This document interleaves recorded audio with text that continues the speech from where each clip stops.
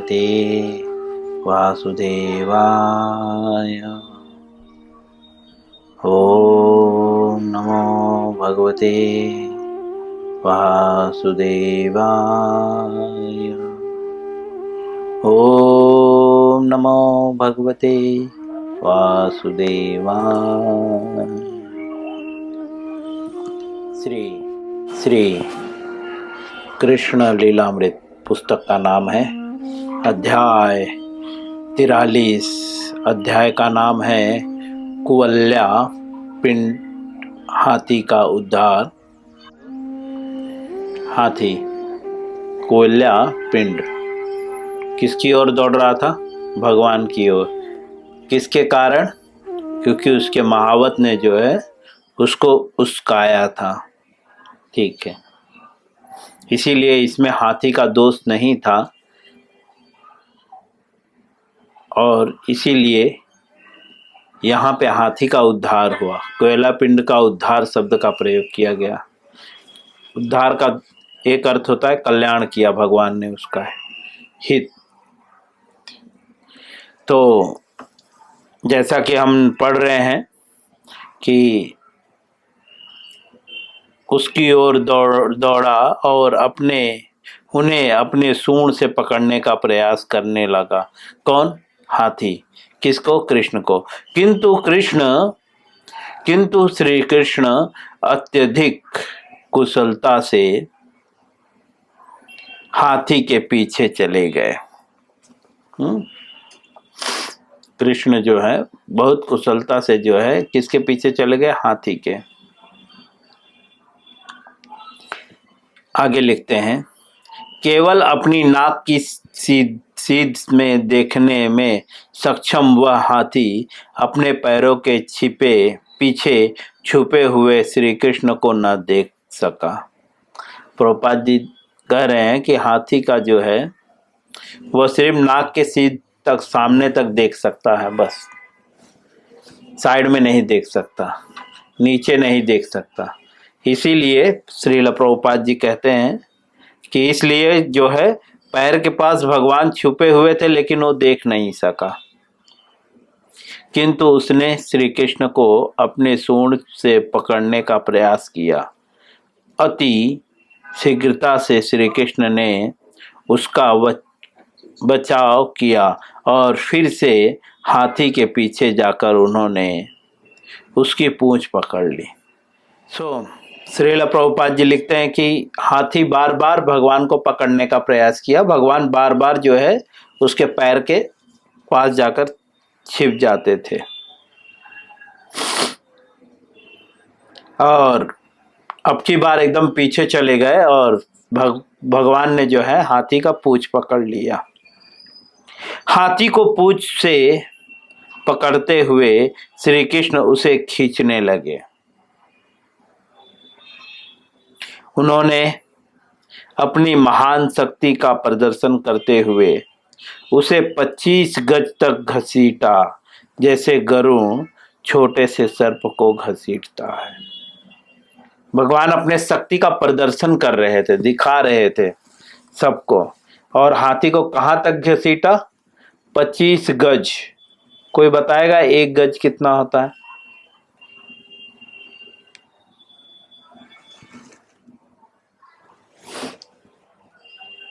एक गज कितना होता है? 3 फुट। बिल्कुल, 3 फुट को 1 गज कहते हैं।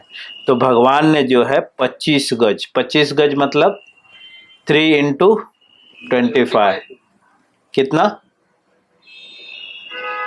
75 ना? 75, 75। हाँ, मतलब 75 फीट तक भगवान खींच ले गए।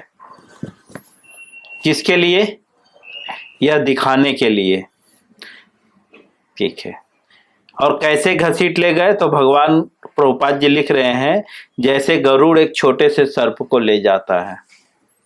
बल नहीं लगाया, जैसे ऐसा करके नहीं, समझे? गरुड़ कितना बहुत आसानी से ऐसे चंगुल से पकड़ता है और लेकर जाता है। इसीलिए गरुड़ का उदाहरण दे रहे हैं।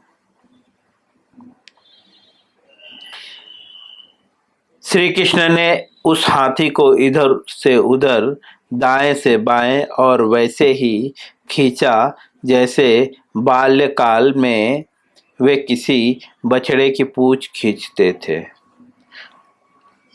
प्रभुपाद जी एग्जाम्पल दे रहे हैं एक और, कि भगवान ने वैसे ही जो है हाथी को खींचा जैसे बाल्यकाल में वो किसी बछड़े को खींचते थे। हाथी के तदुपरांत श्री कृष्ण हाथी के सम्मुख गए और उसे एक जोर का थप्पड़ मारा।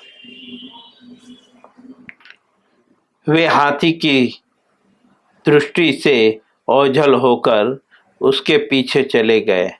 फिर श्री कृष्ण नीचे गिरकर हाथी के अगले पैरों के सामने लेट गए, जिससे वह हाथी ठोकर खाकर गिर पड़ा। प्रभुपाद जी कह रहे हैं बहुत क्लियरली, थोड़ा भगवान मस्ती कर रहे थे, खेल रहे हैं हाथी के साथ, और वे क्या हुआ, हाथी के आगे आकर लेट गए। उससे क्या हुआ, हाथी चल रहा था तो हाथी को ठोकर लगा और हाथी जो है गिर पड़ा। सोचिए, ठोकर से भी भगवान हिले नहीं हाथी के। ये एक्चुअली बल का प्रदर्शन कर रहे थे भगवान। श्री कृष्ण तत्काल उठ खड़े हुए, किंतु उसे हाथी से ने यह सोचा कि वे अभी भी नीचे पड़े हैं, अतएव उसके शरीर में अपने दांत घुसा देने के प्रयास से उसने जोर से भूमि में अपने दांत धंसा दिए। प्रभुपाद जी कह रहे हैं कि हाथी क्या सोचा कि भगवान अभी भी उधर पड़े हुए हैं, वो नीचे तो देख नहीं सकता, इसीलिए जो है हाथी ने क्या सोचा कि ये अभी भी इधर पड़े हैं और ऐसे जमीन पे मारा। उस पर हाथी का प्रयास था कि वह दांत भगवान को लगेगा, कृष्ण को लगेगा, लेकिन ऐसा हुआ नहीं। वह दांत भूमि धंसा दिया। यद्यपि हाथी क्रोधित और विकल हो चुका था, विकल मतलब एकदम पागल, दूसरे शब्दों में पागल हो चुका था, तथापि उसके सिर पर सवार महावत ने उसे और भी उत्तेजित करने का प्रयास किया। ऑलरेडी हाथी गुस्से में आ गया था और एकदम पागल की तरह बिहेव कर रहा था। उसके बाद भी जो है महावत ने क्या किया, उसको उस्काया और गुस्सा दिलाया।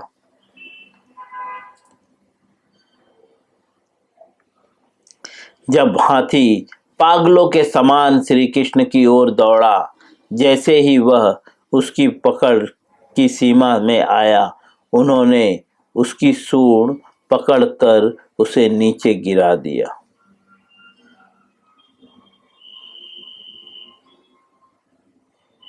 प्रभुपाद जी लिख रहे हैं कि हाथी जो है भगवान के पीछे एकदम पड़ गया था जो है,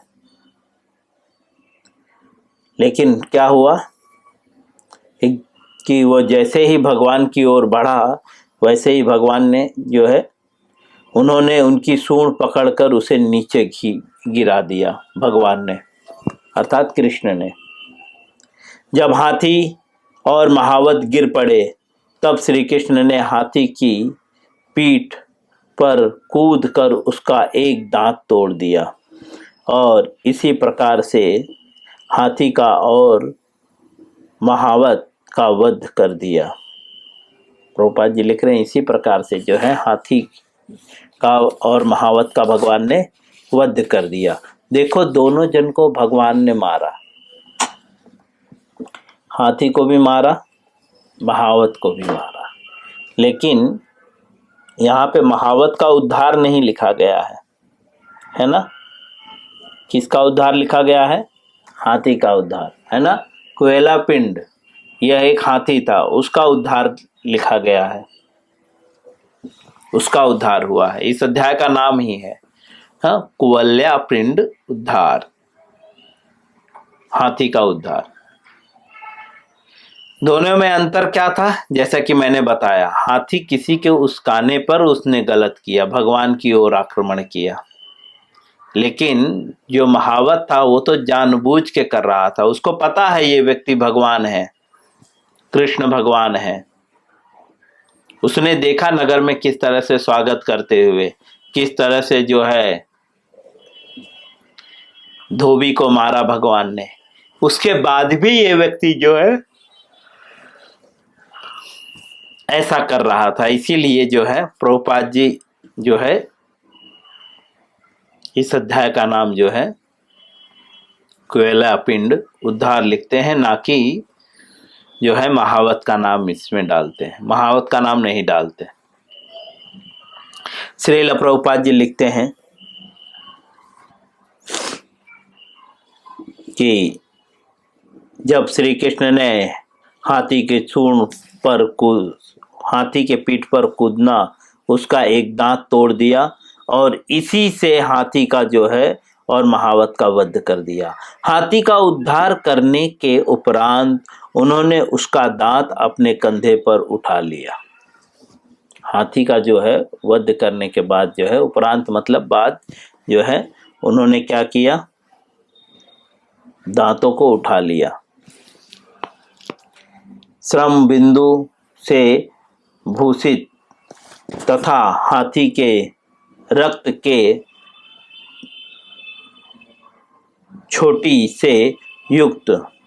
छींटों से युक्त श्री कृष्ण अतीव सुंदर लग रहे थे। इस प्रकार वे मल्ल युद्ध की रंगभूमि की ओर बढ़े। बलराम ने दूसरी हाथी दांत अपने कंधे पर उठा लिया, फिर अपने ग्वाल बाल सखाओं के साथ उन्होंने रंगभूमि में प्रवेश किया। अब प्रवेश कर रहे हैं हाथी को मारने के बाद उनका दांत जो है लेकर चले, तो प्रभुपाद जी लिख रहे हैं कि दांत पर जो है छींटे थे और भगवान बहुत सुंदर लग रहे थे इस तरह से चलते हुए। इस तरह से जो है भगवान रंगभूमि मतलब जहाँ पे मल्ल युद्ध हो रहा था वहाँ पे वे प्रवेश किए। जब श्री कृष्ण ने बलराम तथा अपने सखाओं के साथ रंगभूमि में प्रवेश किया तो उन विभिन्न लोगों को उनके विभिन्न रूपों में दर्शन हुए।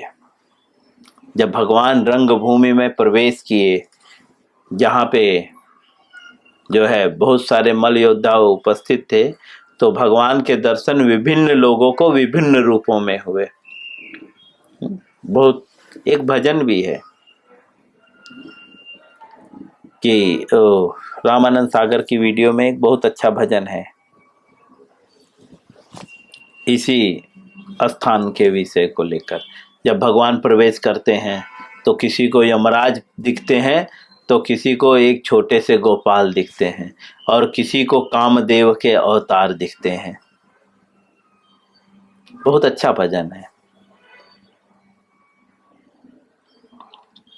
तो विभिन्न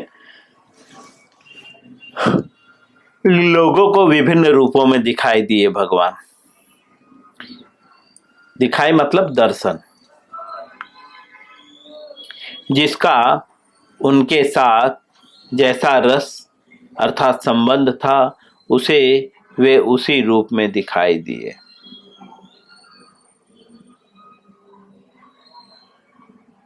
भगवान जो है बोल रहे हैं जैसा जिसको जो है रस था, अर्थात जैसा जिसका संबंध था भगवान के साथ, वो संबंध के अकॉर्डिंग दिखाई दे रहे थे। कोई भगवान को प्रीतम मानता था, कोई भगवान को अपना मित्र मानता था, कोई भगवान को अपना मालिक मानता था, ठीक है, कोई बेटा मानता था, ठीक है, कोई चाचा मानता था, दादा मानता था, कोई तो भगवान को अपना काल मानता था, तो उसे भगवान काल के रूप में दर्शन दिए। कई प्रकार के रस होते हैं, वैसे मूलतः 5 प्रकार के रस हैं, शास्त्रों में बताया गया है। दास्य रस, साक्ष्य रस, वात्सल्य रस, माधुर्य रस, इस प्रकार से जो है 5 प्रकार के रस होते हैं। श्रील प्रभुपाद जी आगे लिखते हैं, श्री कृष्ण समस्त दुखों तथा अनुकूल एवं प्रतिकूल सभी रसों के सागर हैं। भगवान कौन है? बोलते हैं सभी रसों के सागर हैं, जो कृष्ण के अनुकूल हो या प्रतिकूल, वे एक ही समान है, सभी रसों के सागर हैं। मल्लों को वे व्रज के समान प्रतीत हुए। वज्र मतलब इंद्र के हाथ में जो वज्र होता है, सबसे देवताओं के पास बहुत सारे अस्त्र हैं, जिसमें से सबसे शक्तिशाली जो है वज्र है। तो कुछ लोगों को भगवान जो है ऐसा प्रतीत हुआ जैसे वज्र के समान।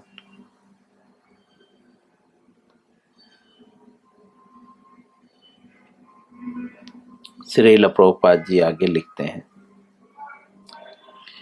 साधारण जनता को वे सबसे सुंदर व्यक्ति प्रतीत हुए। साधारण मतलब एक नॉर्मल व्यक्ति जो है, उसको कैसे प्रतीत हुए? बोलते हैं सुंदर व्यक्ति के प्रति। स्त्रियों को वे सबसे आकर्षक पुरुष मूर्तिमान कामदेव प्रतीत हुए।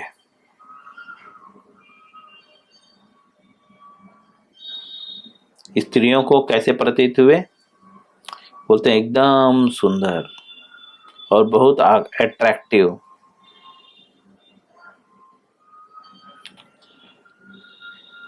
दूसरे शब्दों में बोलते हैं कामदेव की तरह प्रतीत हुए। उपस्थित क्षत्रिय राजाओं ने श्री कृष्ण के दर्शन सर्वाधिक बलशाली राजा तथा दंड देने वाले के रूप में किया। जो बाकी जो राजा थे, जो उसमें हिस्सा लिए हुए थे,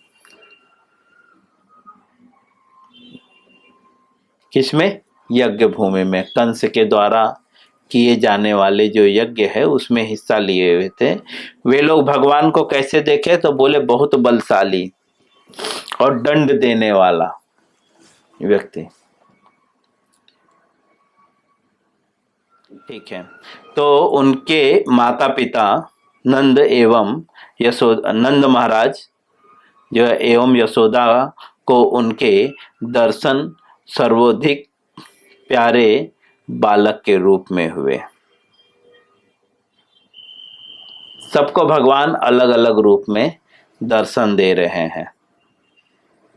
ठीक है,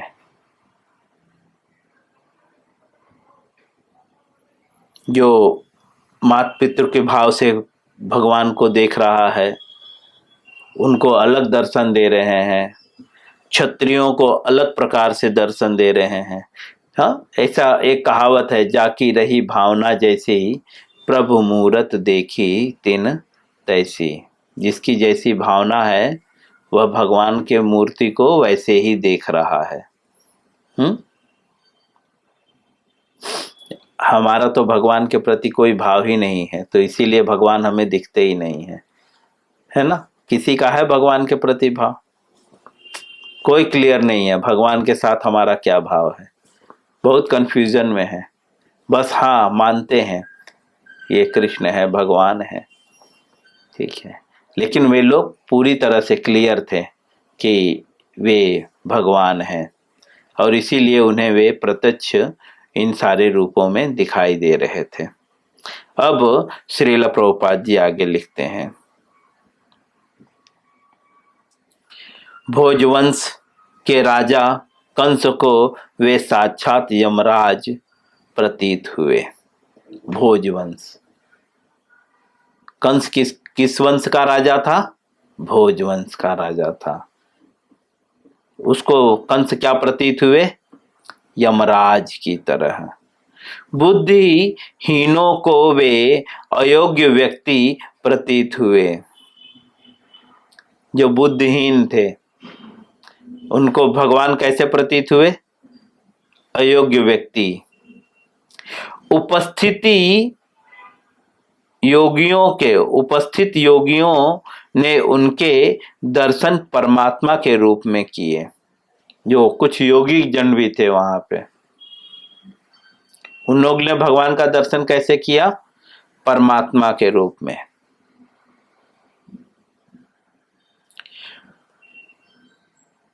वृष्णि वंश के सदस्यों को वे सर्वाधिक प्रसिद्ध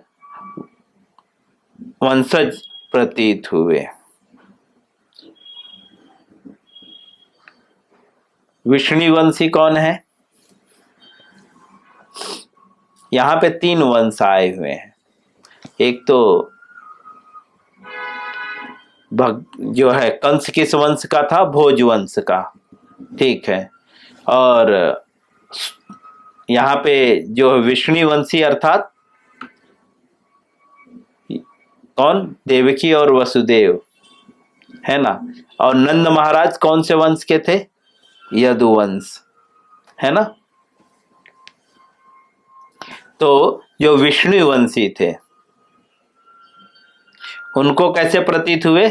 बहुत प्रसिद्ध, बहुत नामी व्यक्ति है कोई, ऐसा प्रतीत हुए। इस प्रकार विभिन्न लोगों ने श्री कृष्ण को विभिन्न रूपों में देखा। जब उन्होंने बलराम तथा ग्वाल बाल सखाओं सहित रंगभूमि में प्रवेश किया, जब भगवान ने जो है रंगभूमि में प्रवेश किया तो विभिन्न लोगों को विभिन्न रूप में वे दर्शन दिए। मैं यहीं पे विराम करूंगा, कल इसके आगे से पढ़ूंगा वापस से। ओके, मैं यहीं पे विराम करूंगा। हरे कृष्णा।